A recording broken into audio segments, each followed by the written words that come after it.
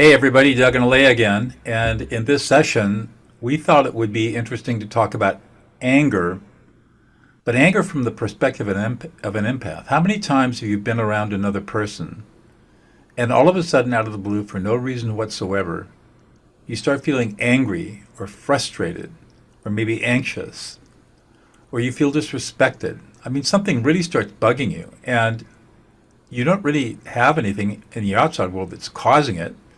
You're just all of a sudden experiencing it. And what could be going on is that as an empath, you are picking up on the anger of somebody who's around you, whether in your family or maybe you're out and about and there's just a stranger and you feel their anger. And if you're not discerning, it becomes your anger. And all of a sudden you find yourself in a complete rage. And what we want to talk about is that phenomenon and some tricks and tips you can use to develop discernment so that you know whether or not the anger you feel is really your anger because something has happened to you to set you off, or is somebody else's anger, in which case you can just dismiss it and be non-reactive.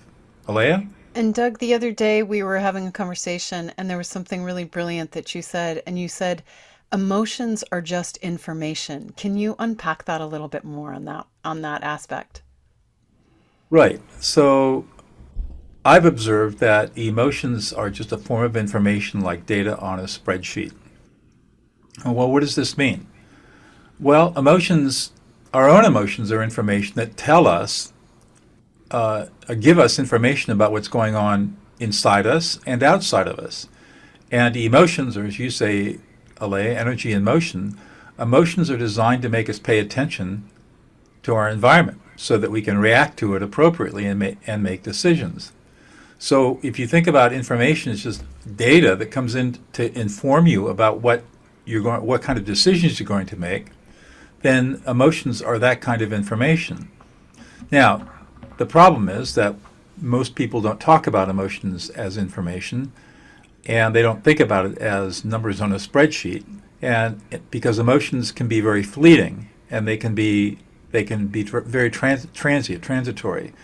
That just means we have to learn how to pay attention to them in a little bit more detail. You know, you didn't know how to do multiplication until you memorized a multiplication table. And it's the same process with learning about emotions as information. And other people, of course, have emotions, and they have emotional data fields that where that information is being projected by them out into the social environment that they're in. And you can learn to read those emotions just, again, like you would read a spreadsheet, numbers on a spreadsheet. And you just have to pay attention to what that information is. And once you start looking at emotion as information that you can use to make decisions, then navigating emotions becomes much, much easier. And with the emotions as information, there's another way that you could look at emotions that can help you embrace the experience more deeply in a healthy way instead of just pushing the emotions down or getting your own frustration around whatever emotions or shaming yourself because of the emotions or pushing the emotions down into the body and processing the emotions physically. And then that causes physical discomfort, pathology, pain. Is you think about emotions simply as a tap tap getting your attention. So the moment you have an emotion, you have an opportunity to go, oh, I need to be aware of something. And then you can go into that second piece around emotions or information. What is the information that I need to be aware of, take into account? And as an empath, remember that 80% of what you are experiencing is empathic. You are literally feeling other people's feelings. And one of the most important things to remember as an empath is if you're empathic, you actually have information. It's what I call energetic information for the people that you are feeling.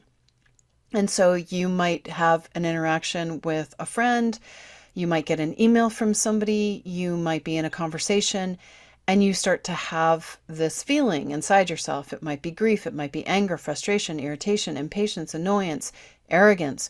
So many different emotions can come at you depending on who you are conversing with, connecting with, even thinking about, or the email that comes through. And you say to yourself, this person just showed up in my field, and they're presenting their little bundle of emotion or challenges or their beliefs, their consciousness, and they're asking me to share with them information that I have that might be able to help them in their journey. So as an empath, step number one, awareness. We use our emotions, our thoughts, our experience, our physical sensations to bring the awareness. Step number two, recognize that you have a tremendous amount of soul wisdom that you have cultivated in this lifetime and in many other moments prior, depending on your beliefs. And then you invite some energetic part of you to send appropriate information to whomever you're feeling. You don't even have to mentally know who it is that you're feeling. And if you want to, you can also move into a place of compassion, of, oh man, I just felt that wave of anger. I just felt that wave of irritation. Maybe I'm actually feeling their emotions. Maybe I have information for them. Maybe I could send information from my higher self to theirs, my energy self to their energy self. They can receive it or not. You're not attached or responsible. You're just holding a container for some part of them to receive appropriate information from you. And then they bring that information in at an energetic level unconsciously, and they might start going through their process in a little bit of a different way. You can also hold a safe space for them to be in their process, and that process alone, sending information, having the awareness, sending information, and holding a safe space for somebody to be in whatever it is they're in, that can very quickly actually shift and clear the empathic sensation, and then you pop out of the anger, the frustration, the grief, whatever it might be. So it's a 3 or 4 step process, but number one is awareness, because if we don't have awareness, we can't even begin to go on to step 2, step 3, or step 4. So start pondering. When an emotion comes out of nowhere, somebody else's. You have information. Send information and hold compassion. Then, Doug, you and I were talking a little bit earlier today about when we have emotions, when we're in the presence of others, anger in particular, using the affect labeling, labeling your own emotions. And whether it's empathic or not, doesn't really matter. You could just say to yourself, I'm feeling a lot of anger. I'm experiencing a lot of anger. I'm frustrated. I'm irritated. I'm annoyed. I'm grieving. Whatever the emotion is, you validate your own emotions. And Doug, do you want to take anything on that one before we look at the next piece? Well, self-affect labeling has been established by brain scanning studies to be an extremely powerful form of what is known as implicit emotional self-regulation. And when you are able to take the information of emotion and concretize it into consciousness by labeling it as a specific emotional experience, it does amazing things in your brain. The emotional centers of your brain are inhibited, so you become less angry. And at the same time, your part of your brain called the ventrolateral prefrontal cortex is activated, which means now you can start thinking again instead of being in a rage and being just reactive and a slave to your programming. So affect labeling has been shown to be a very, very powerful way of being able to manage your own emotions. So all you have to do is pay attention, and when you feel an emotional experience like anger or rage, you just say, I'm really angry. I feel rage right now. I feel really disrespected. I'm really confused.